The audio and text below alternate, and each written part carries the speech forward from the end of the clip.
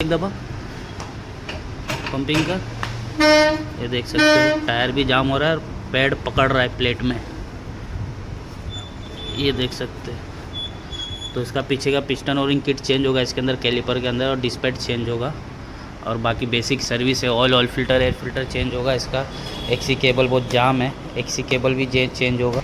तो ये पीछे का पिस्टन है जो जाम हो रहा था, तो अब इसको खोलते हैं, निकालते हैं। ब्रेक दबा, पंपिंग कर, ब्रेक।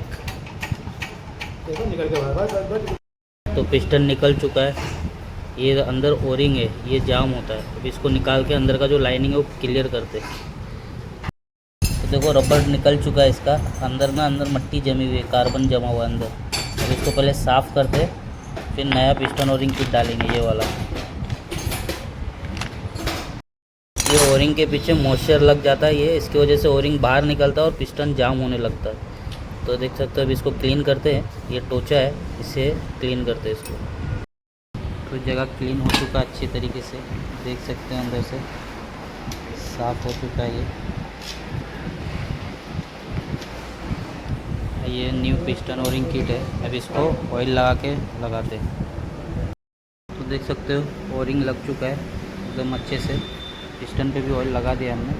अब इसको सीधा आराम से हाथ से चले जाएगा ये।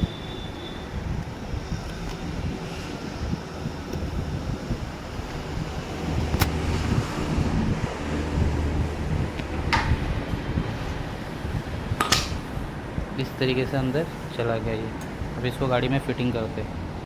तो कैलिपर हमने फिट कर दिया है, टायर अभी फ्री है। अभी ब्रेक ऑयल डालते हैं, इसको ब्रेक पंपिंग करके एयर निकाल के ब्रेक टाइट करते हैं।